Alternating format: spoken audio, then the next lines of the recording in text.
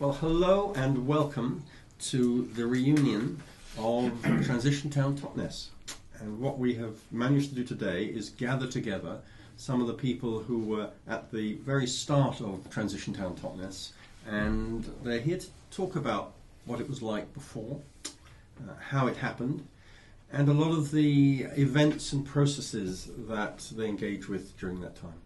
So I'm delighted to say that we have Naresh Jangrandi, we have Sophie Banks, we have Rob Hopkins, we have Teresa Anderson and Fiona Ward, all here to join the reunion. So I think the place to start is pre-startup time. You know, what was going on in all your lives before Transition Town Totnes even was a name? So starting with Naresh, can you just tell us a bit about where were you, say, in 2005? What was going on in your life? Well, it's a long story, but I'd sold my business and I was teaching meditation, and about that time I'd found out about rapid climate change and peak oil, and I'd started giving talks about peak oil, and then I set up a workshop called Living on the Cusp, a 2-day workshop about the changes that were happening and how to come to terms with them, what you might want to do in your life as a result of finding out this information. So that's where I was in 2005. And where were you living? I was living here. I just moved to Totnes about maybe a year before, something like that. Okay. Good, thank you. Sophie, where were you in 2005? What were you doing? Yeah, I was in the process of moving, so I had been living in Hackney, mostly playing football, and working as a therapist and voluntary sector sort of project manager. So I realised it was time to move out of London and came to Devon, so I was living in Ashburton and looking for something. I didn't quite know what I was looking for, you know. I felt like it was really time to start something new. I kind of expected that I would set up a therapy practice down here, but that didn't quite happen. So I was in transition myself in 2005, just really landing here. Yeah. Okay, thank you. Rob?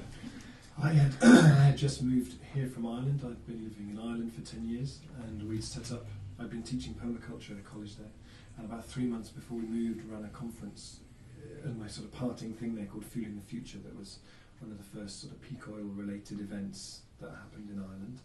So then in September 2005 I just moved here and was feeling rather bewildered and didn't really know anybody, and it had been a big change after 10 years living in somewhere feeling very much part of a community there.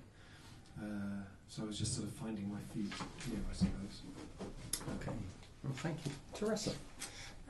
Yeah, I'd been living in Totnes for quite a few years, but I had also been working for the Gaia Foundation, which is an international NGO, and in particular working with African groups on environmental issues, campaigning against GM, working with groups on issues around agriculture and food, and very much enjoying that work, but also perhaps feeling a bit of a disconnect between working on it in Africa and yet not necessarily doing that much about really building resilience, although I hadn't really come across the word resilience at the time, but I knew that there was something which in theory we should be trying to build here at home. Okay, thanks. Fiona?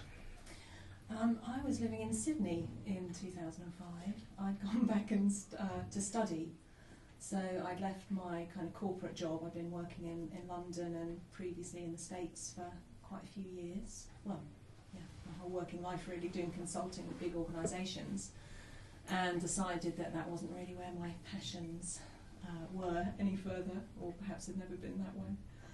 So I went to Sydney and did a master's in environmental sustainability and things like that. So for me it was a time of trying to figure out what I wanted to do and where I wanted to be. And I remember reading Tim Smith's book about the Eden Project, sitting on a beach reading that and thinking, God, how amazing to be involved in something like that from the beginning. What an absolute dream that would be to be able to participate in something like that. So that's where I was. Okay, so we got a sense of where you were, and maybe I could move forward to a meeting that took place in the Cot Inn, because that's sometimes regarded to as a kind of seminal moment. which involved Naresh and Rob and Joe Hardy. So maybe, I don't know who wants to start, Naresh or Rob, just talk us through, I mean, how did the meeting come about, and what sort of things did you talk about? Well, Andy Langford is a mutual friend of Rob and I, and Andy's a Totnesian, he's by birth, and I had both Rob, well, I hadn't been here that long, and Andy was coming down, so I said to him, well, why don't we get together? And he said, well, yeah, that's a great idea. Why don't I phone a few friends of mine that you might like to meet, and let's meet up at the Cot Inn. So that's my memory of how it happened. Yeah, I remember I bought along a copy of the Kinsale Energy Descent Action Plan, which was a thing that we'd done when I was in Kinsale. Yes. And I remember just bringing it along, and all the only question I brought with it was, could we do something like this here, and how could we develop it further?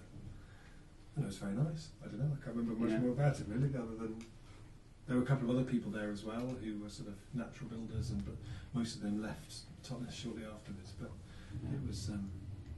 So, yeah, I don't know. so apart from, I imagine, some beer and other ingredients, did anything emerge in that meeting that would have given you a clue that there was a next step?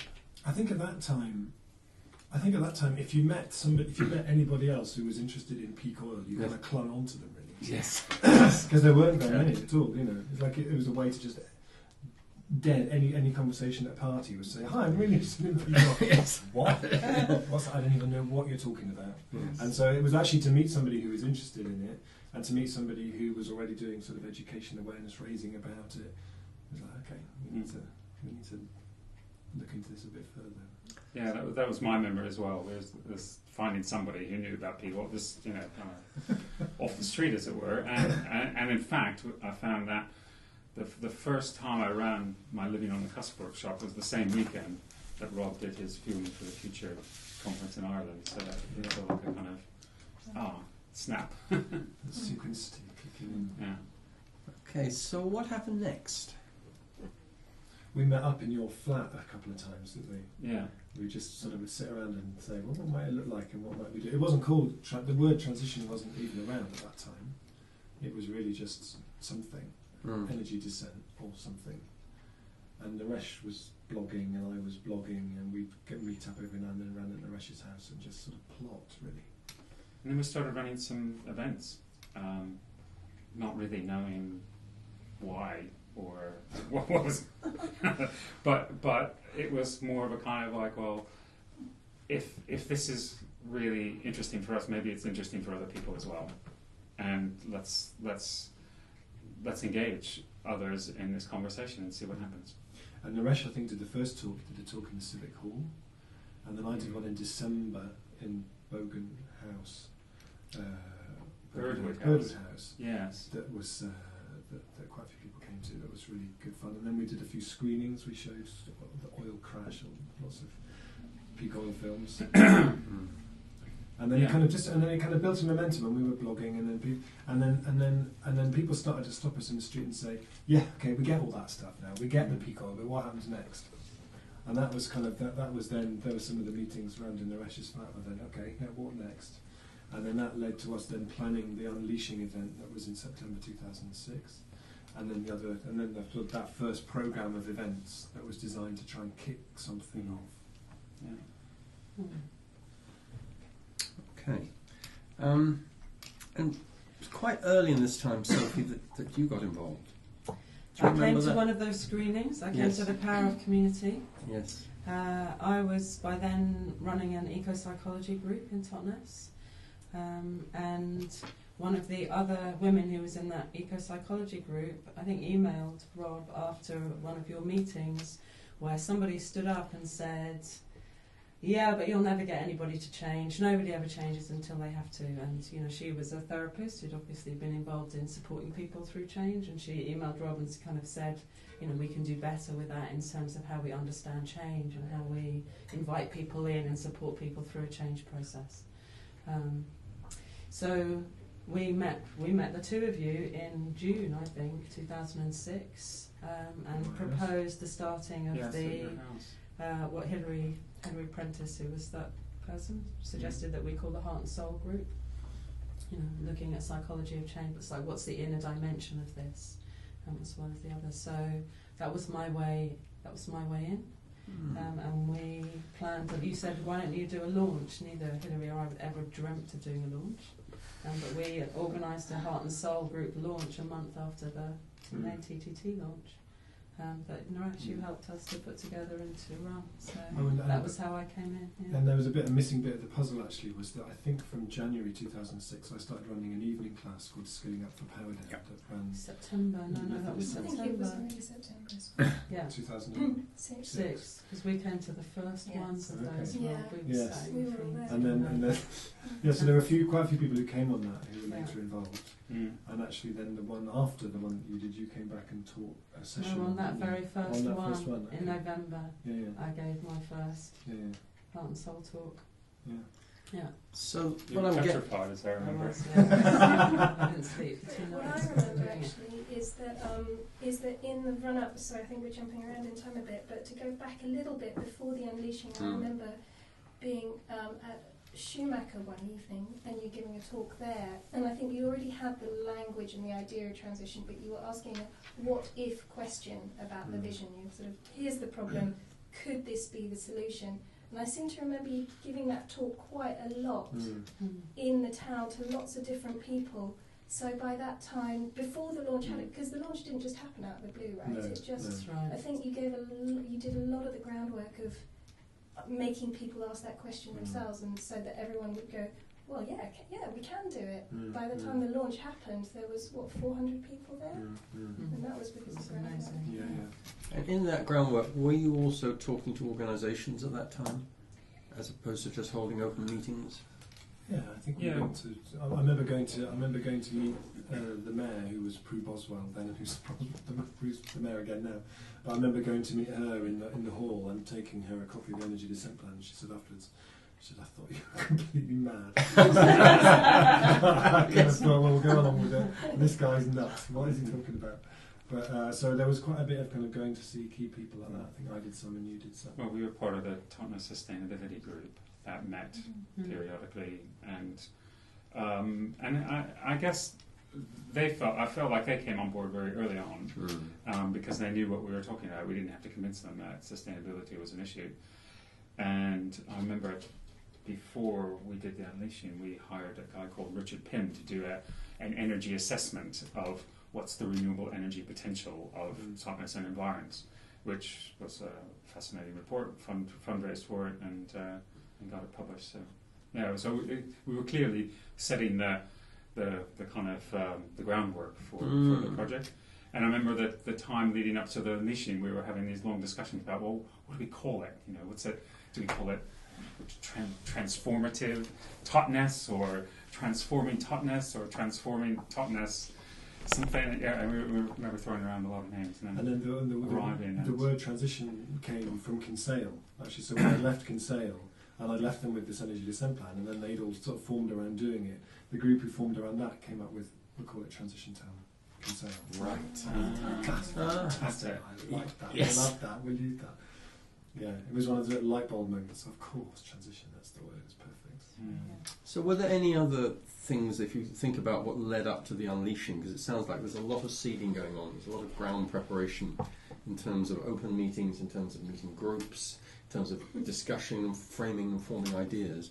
Is there anything else that you feel was really important that helped make the unleashing successful? Well, I think people just came to us out of it felt like a very just a lot of serendipity involved in that whole process, and we were both very open. Like when Totnes and I mean when Sophie and her group of women came to us and wanted to set up a heart and some sort of inner transition of heart and soul. Again there wasn't really a word for it, but that we had to pay attention to the psychology of change. It felt like, God, I never would have thought of that myself, but it really makes sense, I think. And were you talking to other people outside, like Chris Johnston, because it felt like there were other people that had been involved in the conversation around transition, because another part of the story is how quickly transition kicked off in Penwith and Lewis and Stroud. Were there other conversations? I think there was a lot of work that was kind of going on, because I'd started doing a master's then and was looking at pulling different strands together. So I was interviewing people like Chris Johnson and Stephen Rolnick, who created motivational interviewing, which is sort of an addictions treatment thing. And Mary Jane, I went and did a whole big kind of interview with Mary Jane Rust about the psychology of change, and then talking to different kind of peak oil people.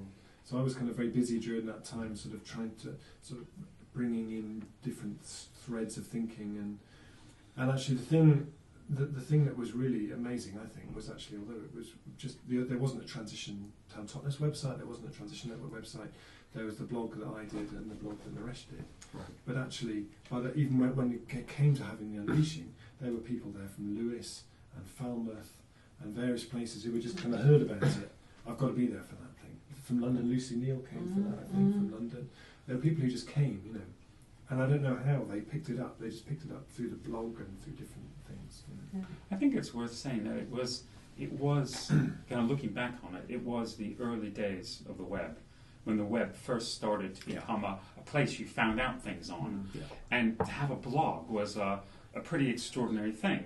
Now there's millions of blogs, but then there were hardly any. So to be on that cutting edge of a technology that was just going whoosh like that, and then to marry that to what were plans we were doing in Totnes was a stroke of genius, and really, I think it helped the spread, the early spread. And still at that stage, early 2005, mid 2005, if you sat down in front of Google as it was then and you typed in responses to peak oil, all it was big hairy men in Nebraska heading up into the mountains with 4 years worth of toilet roll, small and baked beans. There's 6 months worth of provisions. 6 months of provisions. That was it. That was it. So there was part of it where actually anything that we put online just went into a vacuum. Huge, It was this huge vacuum, So So transition was able to grow into that vacuum because apart from Post Carbon Institute, we're doing some early sort of relocalisation stuff at that point. But apart from that, there was very little really. Interesting.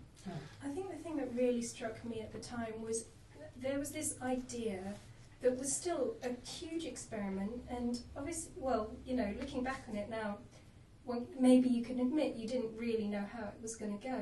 But the story that you told about, this is the problem, this is the solution, and we are going to do it, because you were so confident that it was going to happen, and everybody believed you and therefore got on board. 400 people came to the launch because we believed you that it was going to happen. If you'd said, we're thinking maybe this would happen, what do you think, let's try it, with a little bit of tentativeness, people might not have got so on board. But I remember thinking, you are so utterly 100% convinced this is going to happen. I believe you, I'm going to get on board too. Which interestingly just ties in with the recent blog of Rob's about Les Robinson's book about hope and the power of hope in early stage innovation. Just to come back on that, I remember I did that talk at Bogan House. I remember Geoffrey Gale, who for people who are outside Totnes, Geoffrey Gale's quite sort of eccentric kind of character, just stood up and said, I feel as though John the Baptist has landed in my midst. I did that down. Okay, so let's move on to the unleashing, to the event itself.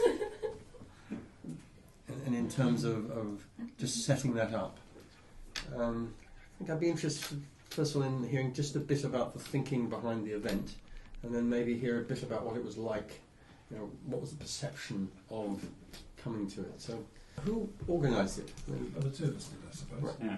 So there was some kind of plan. Prue Boswell introduced it and said, hooray, isn't this fantastic? Welcome everybody. She said, if any way I can do this, Totnes can, and I know you will.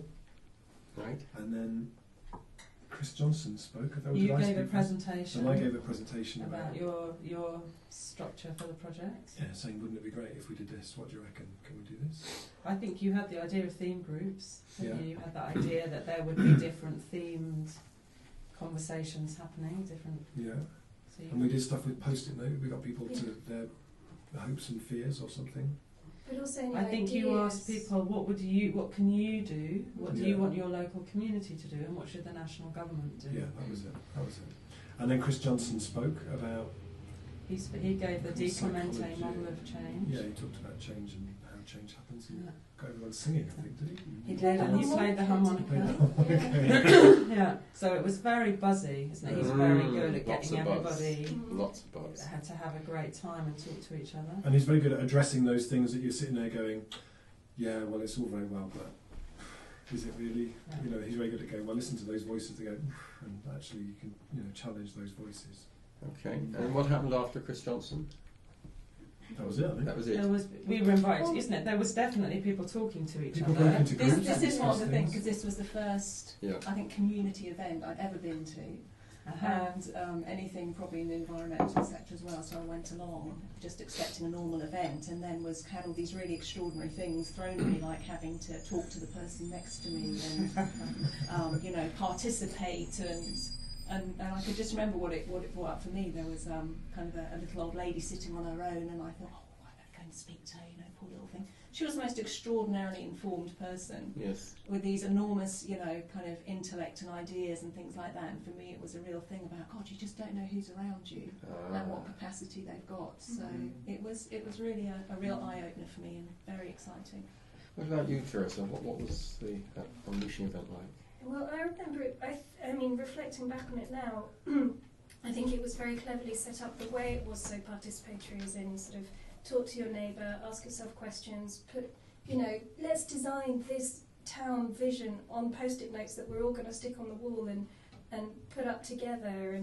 And I think right from the beginning, it was very much, every step of the way, every word was designed to get every member of the town thinking it was their project, rather than just a few people's vision that everybody else was going to turn up to, maybe implement. It was all about designing it together, and I think that first launch event sort of embodied that, and it just went from there on those principles, and that's why I think it worked in Totnes.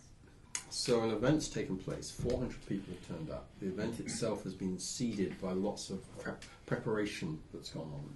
Maybe not kind of in a deliberate sequence, but that in hindsight you can see that that's what was going on. So what happened afterwards that started things going? What was the Well, I aftermath? think one of the crucial things is that there was a program of events for the rest of the autumn that was there at the Unleashing. Right. So, in addition to setting out a vision, there was a very clear kind of program, wasn't there, of those three series of events, of the talk on the Wednesday night and then the open space the following Saturday in town, and that seeded the first three groups, and then the Heart and Soul group doing its own Unleashing as well. So that They kind weren't the first three groups, but three of the first groups. Well, I think they were the first three groups that set up, but maybe... We were the first group. Oh, you were the first group. That's right, which I think is interesting, Yeah, you know, that was interesting. how the inner and the outer, because the three groups that you deliberately seeded were food, energy and housing, weren't they? So three very outer themes, and yet, you know, you'd been having a lot of inner conversations about how does change happen, what's that inner process, and it felt like there were groups that spontaneously came into being, and Heart and Soul was one, but the arts group happened very early without any invitation, and the local government liaison group, isn't it, with Robert Vint, who's not here. So three groups, that's my memory, three groups happened spontaneously, three groups were very consciously seeded by that programme of events. But I think doing that open space, they were absolutely extraordinary events, isn't it? And to have the courage to put an event on like that, I just think is amazing. To open the doors of your project and say, anybody can come to this thing and start a conversation, which is what open space does. And out of that came, you know, and I remember you reflecting later, you look back at the notes, you know, you recorded all of those notes of the flip chart papers that came out of the conversations, and a lot of the projects that started, was it the food group that you looked at, actually had 2 or 3 years later had come into being without anybody managing that or, you know, pushing. There was such energy in those open spaces to find good solutions and build them that it just carried things into being. I remember we had this idea we wanted to do it so that so Karen, who was then volunteering as a sort of project, sort of admin support. So she came to each of those and sat in a corner, typing up all the notes as they came off each table, and then we put them up on the wiki, on the wiki at the time. So anybody who couldn't make the meeting was invited to participate. But I remember walking around the Civic Hall with my laptop, trying to find a wireless signal, and I was having to sort of stand holding the laptop in a particular place to upload it onto the website. Yeah. But they were incredible, those open space events. There was a real buzz to them. And I remember the food group one being, or the food open space at the time, definitely for me being the place that I mean, I'd been interested and I'd followed it, but I think that it was as a result of that open space that I really ended up being a food coordinator, because I remember being in a couple of groups, and the way that the open space works is that there are several themes. People put up ideas for group discussions, and every group that I was in, there was just great ideas. And for example, working on seed diversity or setting up a seed bank or doing something along seed lines. Another one being about setting up a local organic labelling scheme. And me thinking, all the ideas that came through, thinking, God, we can really do this. And then just having the conviction, leaving that event and having the conviction, right, we can do this. And so after that, I think I talked to you about right, I'm going to do this. And then after that, we sort of started up regular food group meetings that people came to. The ideas that came from that event, we sort of followed up and said, oh, what are we going to do about this? Okay, let's do it. And out of that came the Seedy Sisters that did their seed swaps and seed saving trainings. And then it turned out we talked about setting up a local organic labelling scheme. But then was sort of doing research and finding out how we could do that. And then somebody approached us and said, well, we're a local organic labelling scheme in North Devon, and should we just extend it to South Devon? Well, okay. That's fine. And so it ends up being like £20 a year instead of £800 a year for small local organic farmers to join. So that meant, and then it was just a matter of trying to persuade the local Green Life and Saks and the local shops to accept that labelling scheme, so that small holders could join and sell their stuff as organic. So and those were just ones that I remember. But there The were nut trees must have come out of that open the nut space. trees, I think that was actually another thing that helped TTT to build its momentum, was being in the media a lot. I think that was another thing that we almost every week we had a TTT story, and I think the nut trees was one of the earlier ones where we got the mayor along to plant nut trees on the island. In her pink coat and her high heels on. It's her gold chain and the whole thing. And what was that expression about becoming the nut capital? Yes, we're going to make Totnes the nut capital of Britain. And as well, so there were a couple. That was the other thing, was running alongside that. There were the practical projects that started. So there was the part of that. I think it was part of that sequence, or maybe it was just early in 2007. But the Totnes Pound, the first sort of 300 notes kind of came out at that time as a practical thing, and that got so much media attention around that time. So we've got theme groups forming: food, energy, housing, inner transition, which are already formed. And it seems to me that there's a kind of an emerging organisation which is starting to take shape. And it's about this time that you're going to volunteer to act as office administrator, coordinator. Yeah, I can't remember where she came from, first of all. This is Karen. Yeah. I think she moved here because she'd heard about it. It's my memory. Yeah, it could be. But she put in loads of time. She was really kind of...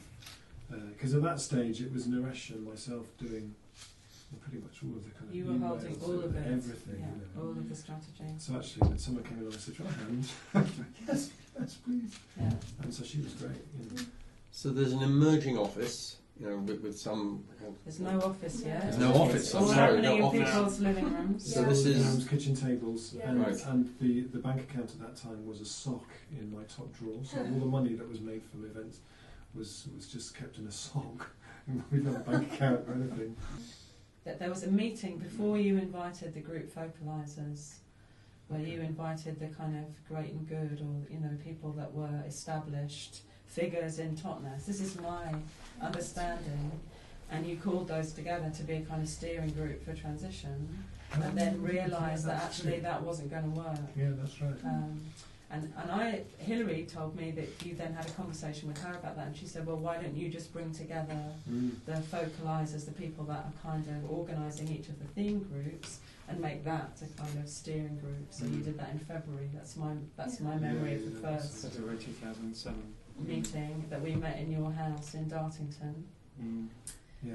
And started to get to know because actually, by then we'd organised a whole Heart and Soul programme of events and run workshops and had our first meeting, and we did an open space in February, but we didn't know what was going on in the food group, what was going on in. Were you in there with the? You're still not in that picture. So that was the first time that all those theme groups came together and started to talk to each other, and that was a really and had lunch together. Had lunch together, yeah. Really important moment, I think. And it was interesting. There was that thing when you mentioned that the meeting before was actually there was often that thing of in that early time. I think it was that process of going where it felt like the energy was. Yes. So actually, you try something, and if it didn't really work, then you'd kind of try something else, and then you would just you'd get some kind of traction, and you would sort of follow where the traction was. It felt like, and actually, and there was a fair bit of kind of trying things, and it just wouldn't catch, and then when it would catch, then you just went with where that was. Yeah, really interesting. So I have a note here that in March you had a meeting about structure inspired by dragon dreaming, and that's where we're looking at organising the whole organisation of the emerging project. Yeah, I'd never heard of it before. I got a phone call from Stephen Harding on a Sunday afternoon, from up at Schumacher College, and he said I wouldn't do this unless I felt it was really important. There's a guy here who you need to meet. I said, "Are you sure it's Sunday? I'm at home with the kids." No, I think you'd really find this really useful. Okay, so I went up and met John Croft, and then he was just sort of early stages, I think, of developing dragon dreaming thing, and he just kind of went through it, and I thought, yeah, that sounds really useful. We called it it was a process for designing outrageously successful projects. Yes. And I thought, I like that. Yes. I like the kind of ambition in that. Yes. And I think then he went away, but then he was coming back again, and I asked whether when he came back again, he might do a day's training for the people involved in TTT at that stage, which we did around then, I think. But and I think also Andy and Leora came and did from Gaia University. They did a training before then, yeah. Did a day. They did a how to have good meetings, didn't they? How to design agendas, how to facilitate and structure good meetings. That all of the core group, I think there was about 15 people came to both of those days, possibly. So that they were really key bits of training, I think, that we had early on. what I'm hearing in this is that there's drawing on lots of ideas, methodologies, almost technologies, and drawn into what became TTT, and worked with. In some cases they were informative. In some cases you maybe had to amend them to get them to work. Would it be good for a moment just to name all the different kind of ideas and almost people from whom you drew to create what people would now call a transition town? Several key things happened to help everybody get a clear understanding of what transition is and build a picture together. And I would say the Skilling Up for Power Down course that started in September. I think it was really key, because then you did that, but then you did it several times, didn't you? There were, I think 4 of us were in the first generation of that class, and then but I think we were that all gave in us that class, that first one. And that must have been probably what gave You us the picked it. confidence in a way to go, well, actually, do you know what? We can step up and do this. And then you carried on doing it, and I'm sure other people who did Ruden's Legacy class have got I think it's worth mentioning the partnership with Schumacher College too, because I think that was key. And we did a very successful thing with them of putting on some of their key speakers, some of their headline speakers that came, because they get some fantastic people at Schumacher, and we gave them a wider audience. We would hold a Wednesday night event here in town and give them a big platform to showcase their ideas, and it was great for us because it was very popular. We funded a lot of the early stuff in our project, but it also gave them a chance to get more Schumacher's ideas out into the wider community. I mean, we were outrageously fortunate in terms of some of the people we were able Yeah. to get speakers who we wouldn't have got otherwise as a small new little group. You know, that was just amazing. And also, I think one of the important things was to keep that transition theme at the beginning or maybe the end of every talk. There was a sort of talk to the person next to you, ask some transition-y type questions, and so everybody could integrate what they'd heard into their own thinking about transition. So they didn't just come as consumers and walk away again. It was like it was always seeding something so that people could come back and feel like it was their project. Yeah. So when do you feel that this initiating phase was starting to come to an end and you were moving more into a kind of more formal organisation forming stage? I think there were some really key things that happened in early 2007. So bringing the core group together was one of them, and I think there were two questions that I remember really early on. You know, as well as all of us doing what we were doing in the theme groups. You know, we were all focalising theme groups apart from you, isn't it? And actually, your role was holding the press, the blogging. You know, you were doing a lot of the communications and the kind of central organisation at that point.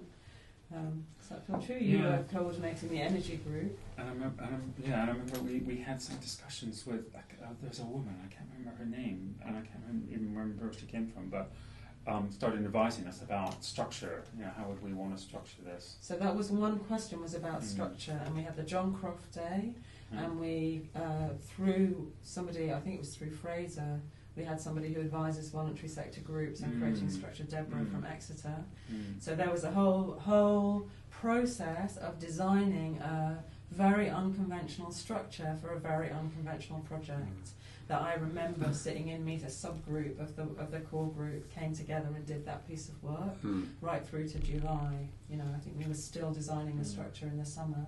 And the second question that we asked ourselves very early, that I think came from me and Hilary, was how sustainable are each of us individually? And we asked that at I think the second core group meeting. How, you know, can you keep up this level of work for another month or 6 months or a year? And actually what we found in that meeting is that I don't think anybody felt that they were sustainable. You know, what are you giving? What are you getting back? Can you keep that up? So I think very early on we realised that either we had to get some kind of paid support or we had to really cut back on how ambitious we were in what we were trying to do.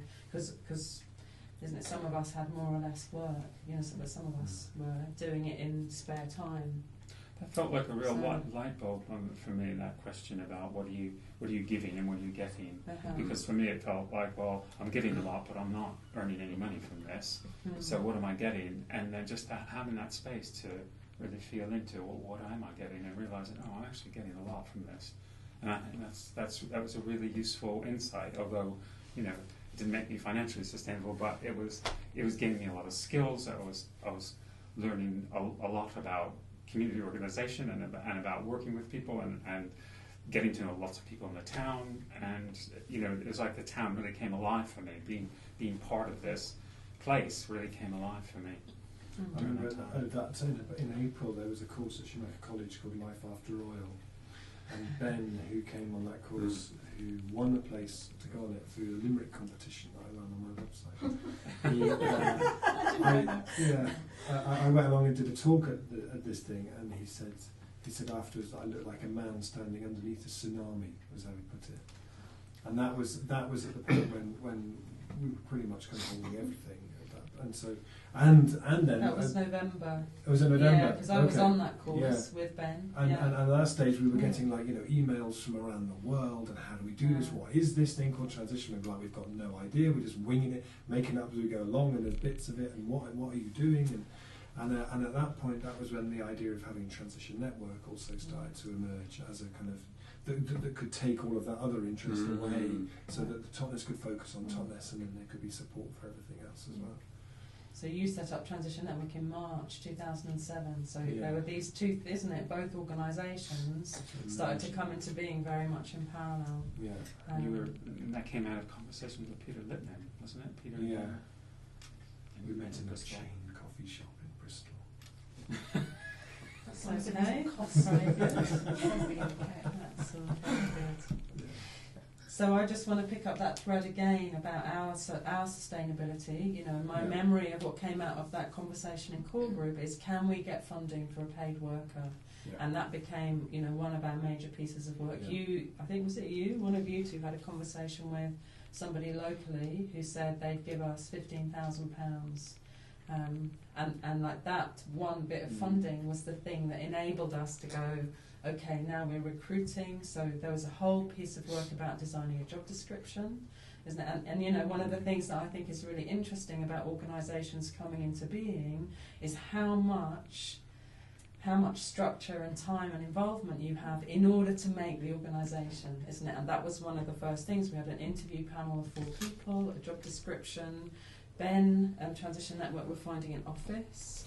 Yeah, so we still didn't have an office for that person. Didn't have an office for that person. And actually there is one other piece, isn't there? Because Karen was still with us when the core group started, and she started to have a real issue around her sustainability, that actually she couldn't afford to go on working unpaid. And I remember having a conversation with her saying, she was now starting to say to TTT, you've got to pay me, you know, you've got to start paying me. And I remember having a conversation with her saying, we can't pay you at this stage, and if you really can't go on, you need to leave and find somewhere that you can become sustainable, because it's not going to work for you to stay in this situation. And you know, it was quite a tricky conversation to have, but it felt like she could really see the reality of the situation and left, and you know, and went on to do other really great things. She came back at some point, and you know, she looked like she'd really been thriving. So we've got an advert in the paper, You've got and that. part of it it's coordinate a positive future for Totnes. Transition Town Totnes is looking to recruit our first paid worker to set up a central office and coordinate activities across the diverse range of projects currently being initiated. You will need to be passionate about creating a positive future beyond our present industrialised and consumerist world, enthusiastic to work alongside many different sections of the community, and experience in setting up efficient office systems, experience of the environmental sector, and working with volunteers and advantage. It's quite a job description. It was an insane job description, isn't it? I mean, voluntary sector coordinated job descriptions are always insane. And we appointed 2 people to work part-time, didn't we? So Lou and Jill were the first ones. You know, so this is getting into August, I think. And the other thing that I remember doing that summer was writing the big grant application for Esme Fairbairn.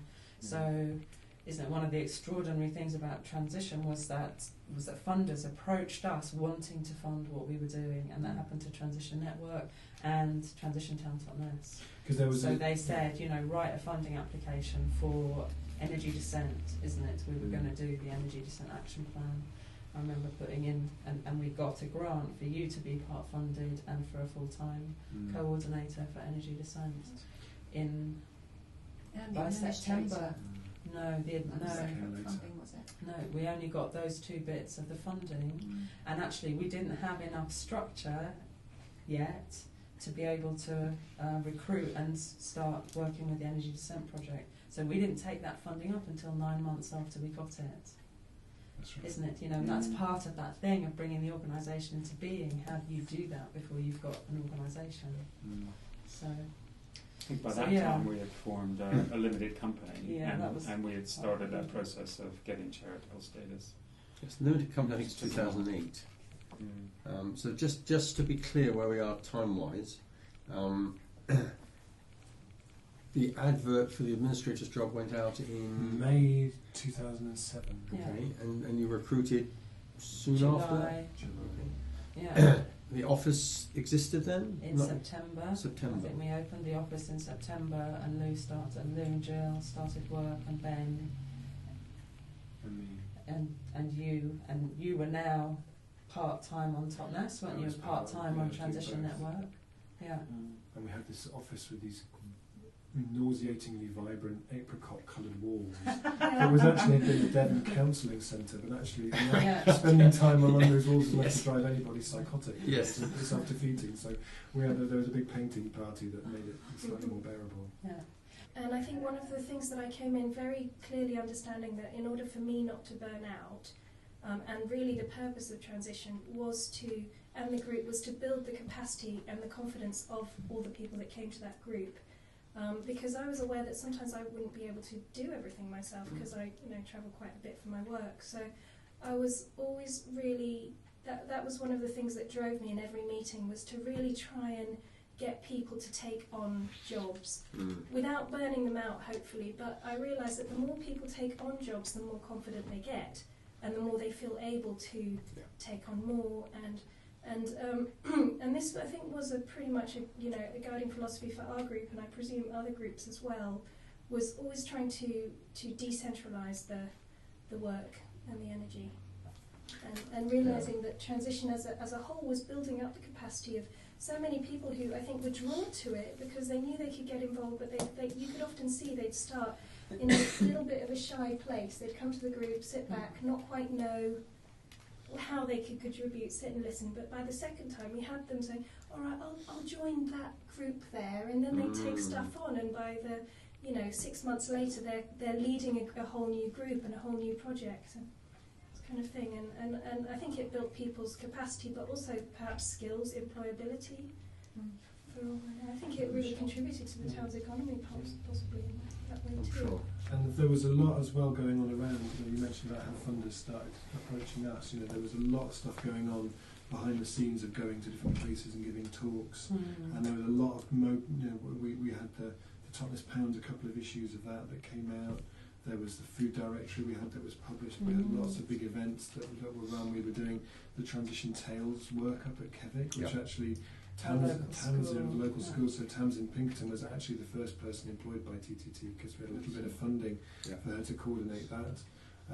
There was the thing I went to at Highgrove where I gave Prince Charles a Totnes pound, which kind of got into a lot of the local papers. And so I think there was a lot of that sort of, there was a buzz being created further afield, and there were lots of other places. So that was in May 2007 was when we had the first national gathering of transition projects in Nailsworth near Stroud.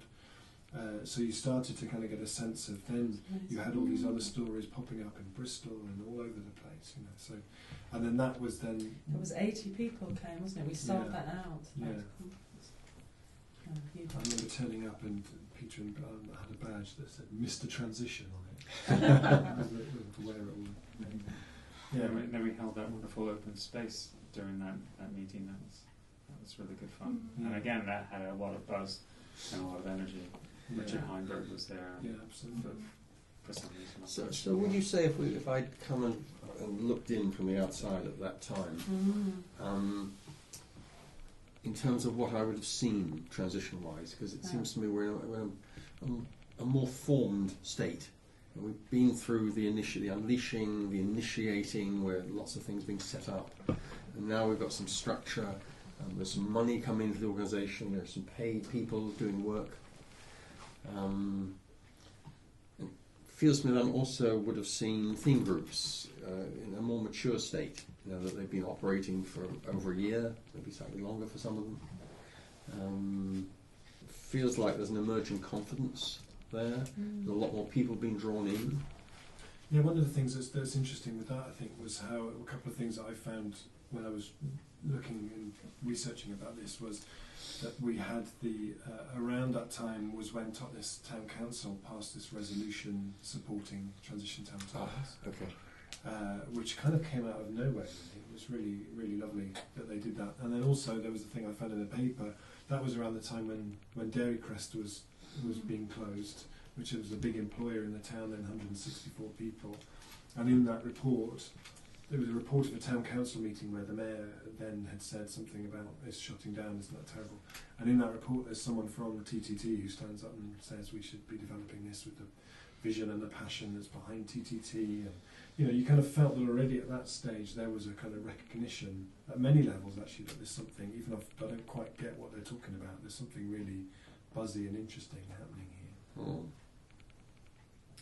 here. I think you would have seen, isn't it, coming back to your question, looking down, you would have seen all the theme groups meeting, and linked to those, lots of practical projects already going, like the food ones, and you were doing bulk buy solar panels, isn't it? The housing one had a slightly slower kind of getting going. I think we were starting to dream the mentoring project by late 2007 in the Heart and Soul group.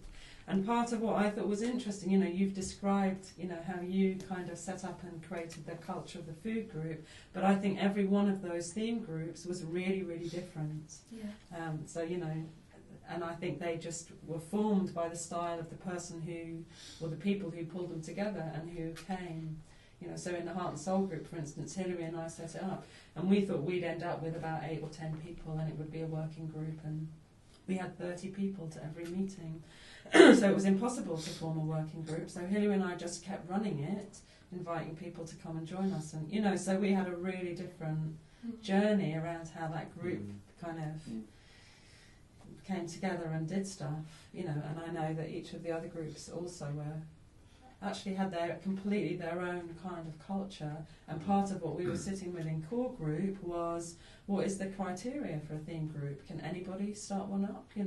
What's a TTT project? Isn't it? We were trying to establish, with this sense from John Croft, his model within the Gaia Foundation of Western Australia is that you have criteria for belonging, and then anybody who meets those criteria can be part of your project.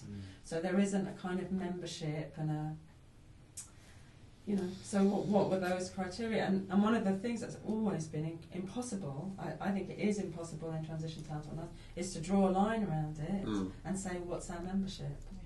Because there's all these different degrees from, responsible and coordinating things to I just come to the occasional event and everything in between. I remember that being one of our conversations and deciding that we couldn't draw a boundary.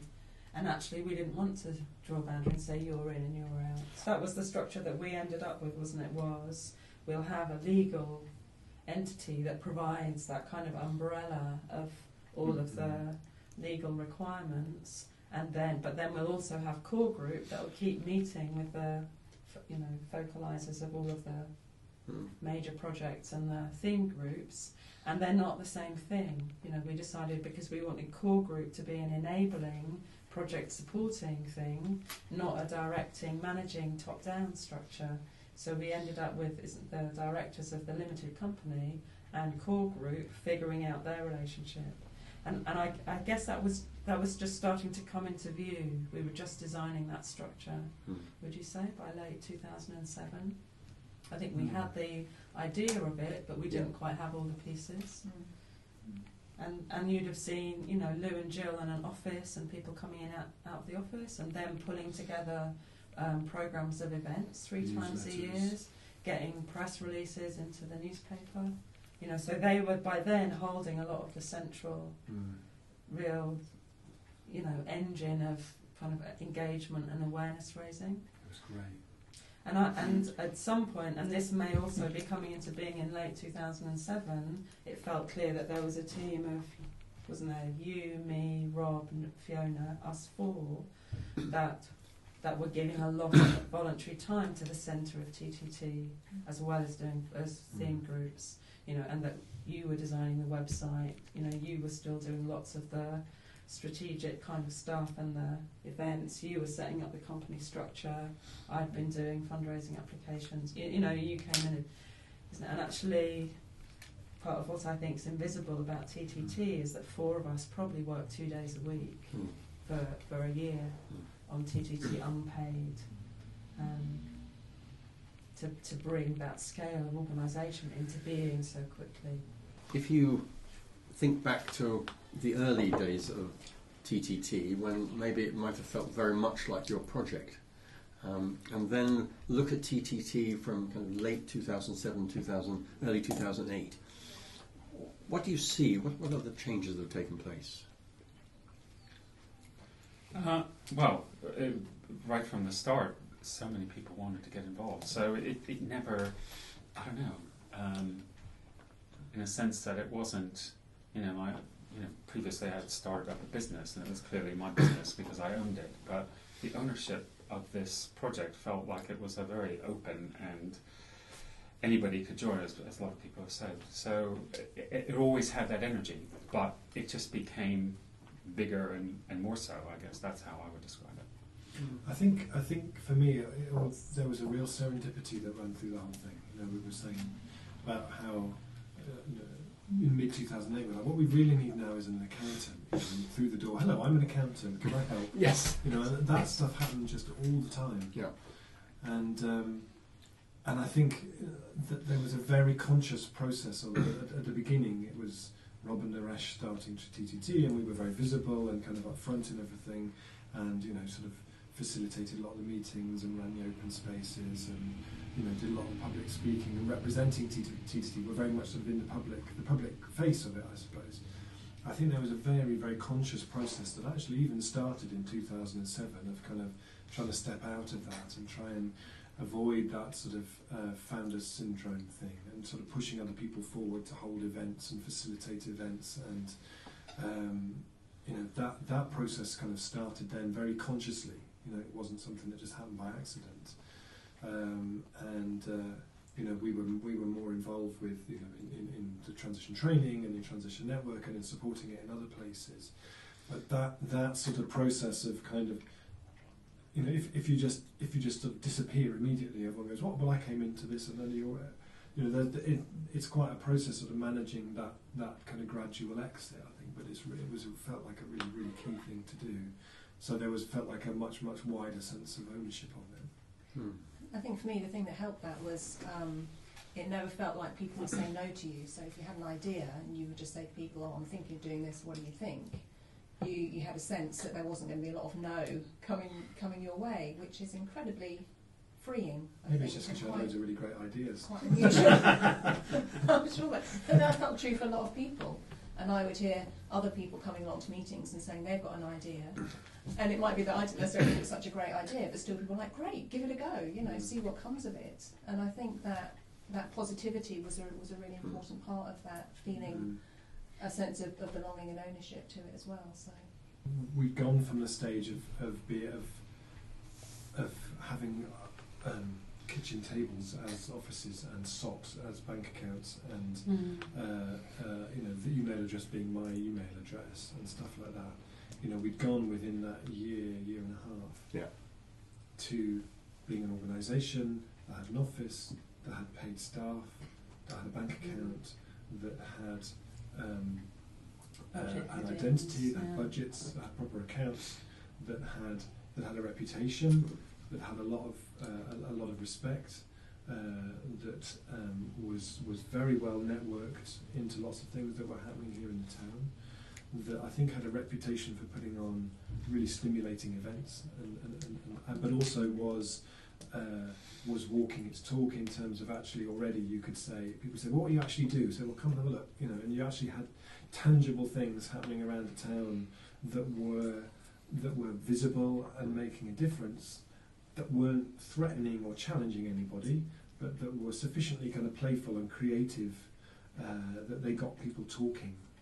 And there was a story I loved at the time that there was a woman who was one of the people who was a caretaker at St John's Church, and Joy, and her daughter. She wrote a letter to the Totnes Times. That was it, saying that her daughter had gone on holiday in Canada and had gone on a canoeing holiday in one of the Great Lakes, and was out in the middle of the lake in this canoe, like middle of nowhere, and sees another boat in the middle of the Great Lakes, and thought, "Well, I better be sociable." So she paddled across.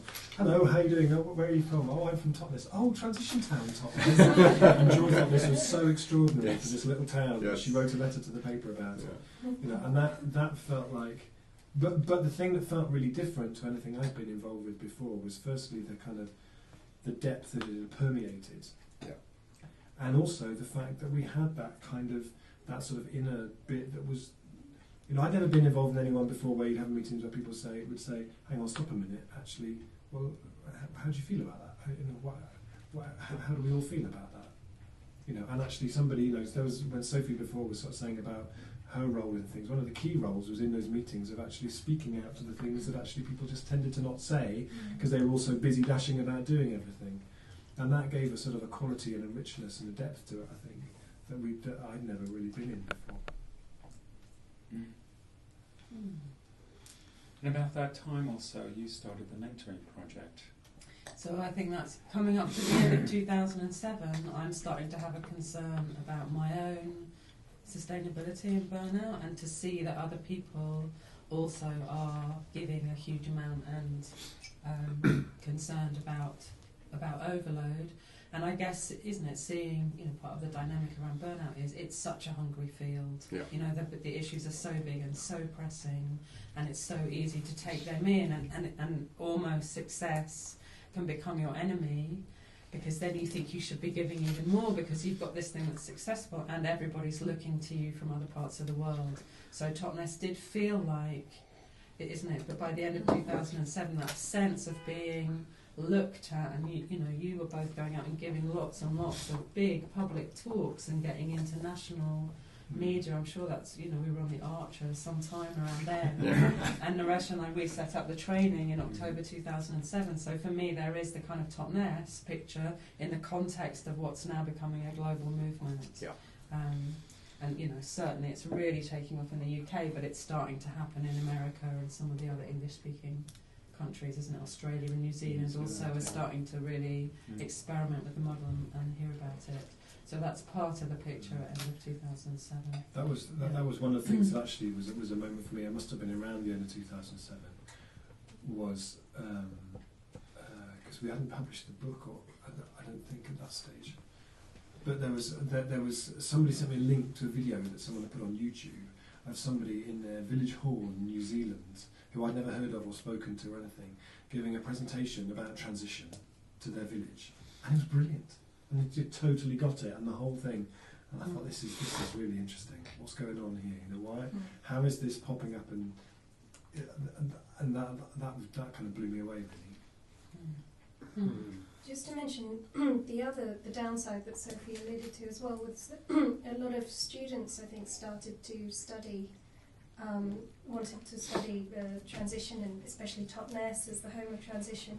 And so it felt like we were almost every week there were master's students or research students or PhD students coming and wanting our time and wanting, and you would get all these requests, and it's wonderful that people were so interested, but it was really a challenge, I think, to deal with. Can you put together a focus group of 40 people for me to interview for over 3 weeks, please? And this happening every week, or can you just set aside 3 days for me, please? That kind of thing to interview, and having to find a way to be fair, but also not burn yourself out, and to explain to them that we needed to find a way to meet their needs without sacrificing the project's viability as well. So we came up with the principle of reciprocity, didn't we? Where if you wanted to take TTT's time to do your research, you had to contribute back in some way. Now, I don't think it worked entirely because we didn't have that many projects to give to students who were researching, but I think it served to help them it helped them to understand that there was a challenge going on for us with all the attention that we were getting. Well, that principle still is in use in the Transition Research Network, and it's very much enshrined in our research primer. So any researcher who gets in touch with us, because that's part of my job as Transition Network, is I field those questions, and I put people in touch with those documents that came out of those early days of TTT. It works. That principle works for some. I mean, not everyone. So what I'm hearing is that as we get into 2008, there's a tension between the outer, the network, and Totnes, and there's also a pressure that's resulted from the reputation and publicity that people want time. They want people's time because so much going on and it's of interest. So what else is happening as we go in further into 2008? Can you just talk a bit about some of the key things you remember? We started the mentoring project. Well, I started that in the Heart and Soul Just group. say something about what that was. So I sent round an invitation to our email list, which was about 200 people probably by then, saying, can anybody offer kind of professional level counselling, supervision, mentoring skills to activists within TTT? And I knew that there were several people who wanted to support TTT, but they couldn't they didn't want to come to meetings and do business kind of things, and they couldn't have a very public profile because they had clients and that would cause boundary issues. And I think we started with about 5 or 6 people who were qualified professional therapists or supervisors. And I took that up really quickly. I don't know who else. I did too, You yeah. did. Mhm. Rob, you had one. A Mhm. mentor early on. And I was quite actively looking for people that I thought would be good matches for some of the key people that were, especially ones holding Totnes and Transition Network at that point, but also people that were just giving a lot to one of those organisations. And that project also is still running. You know, several years later, it's been through evolutions to kind of give it a bit more structure. I think there's about 11 or 12 people now being mentored for free. And I do think it's one of the things, I don't know what your sort of feeling is. For me, there were 6 months when I didn't have that support, and I started to burn out in that 6 months. Actually, that holding made a huge difference to my capacity. So, do you want to say something about being mentored, Fiona, in terms of what that might have brought, the availability of that resource? Yeah, it was something that I wouldn't have considered doing otherwise. I hadn't had any kind of counselling exposure before, but I think given it was offered here, and I could feel in me just the stresses and the pressures starting to build, and having had a good chat with Soph about it. So I went and met with somebody and started to have regular 2 weekly sessions. And it was just transformative from the beginning. It started off looking really at work stuff and boundaries, which has been just massively helpful. And then clearly you soon see you can't just isolate that bit of your life. You look at all parts of it. And so I still do it now, and it feels really essential part of like my support system really. For me, the mentoring thing was hugely helpful. Like you say, in terms of boundaries. And just in terms of being able to notice the ways in which those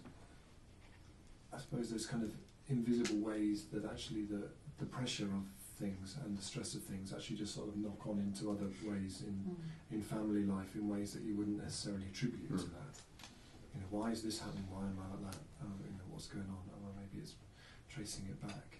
That was really, really useful.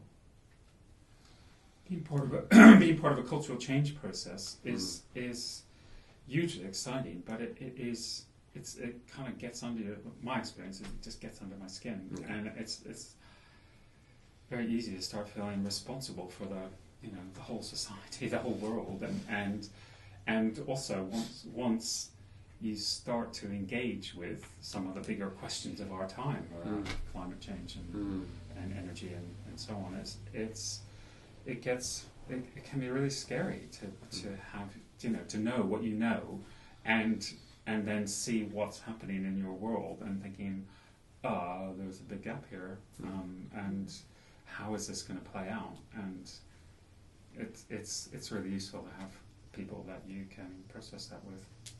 I think for me, transition has always felt like, because my background before was in the arts really, so as an artist, fine artist, and in different kind of ways, and it's always felt to me like a creative process in the same way that an art project would be. So in the same way you'd keep a sketchbook, actually the blog has always been like a sketchbook of ideas and exploring things, and actually in the same way with that, where actually it's the first thing you think about in the morning and the last thing you think about when you go to sleep. It's like your brain is just buzzing with it all the time. Actually, where the mentoring also came in really useful was just in terms of creating spaces where you could switch that off somehow. That's what I find really useful. So what are some of the highlights if you look over 5 years? I think that I think a lot of the work, the projects themselves are the highlights. So, and the way that it evolved from, I think the way we started it was to get people, just really kind of create projects that people could easily turn up to and feel involved. So like the nut tree planting was open to anybody. We set that project up, and people, including the mayor, came along and planted nut trees on Veer Island, but all over the town as well, and that's still going. That project managed by Wendy, and I think that's been just a testament to how much people still want to contribute to the resilience of the town, contribute to something in the town. So that was a visible project that was very immediate and local. And then there were other projects such as the Garden Share project, which was actually coordinated by Lou, wasn't it? Which was almost like a dating agency, like matching people who didn't have gardens and wanted to grow vegetables to people who had gardens and didn't have the energy to look after them. So matching those up and helping them to find a way to increase their own resilience and access to local food. And then sort of questioning and pondering, well, okay, now we're looking at our immediate area, but how are we really addressing the question of resilience, local food economy systems? And so we'd done a lot of talk about local food, encouraging people to shop in local markets, etc. But I think was where we began to think beyond the reaches of the town and try and start linking shops and restaurants to local farmers. And so setting up a project that did get funding from the local food fund to sort of begin that research and make those connections so that we could really expand, and really start to make the systemic change that we wanted to see. For me, I see it in two distinct stages. The first part was bringing people in, making it visible, giving people something to hold on to, and the second part was broader systemic change. So Fiona, from the point of view of business and livelihoods, how would you talk about the journey of that group? Yeah, I think the experience there was quite different to the food group. I was looking back on the history quite recently and realising that we've been through, I think we're on our fifth version of the group now, so there's been a lot of energy coming into it with new people, and then we'd meet and get together, and then it would fizzle out and not a lot would happen, and then there'd be some new energy coming in again. The main project that happened, it was already going when I joined the group, was the Totnes Pound, which has already been talked about quite a lot, which was really key in so many ways.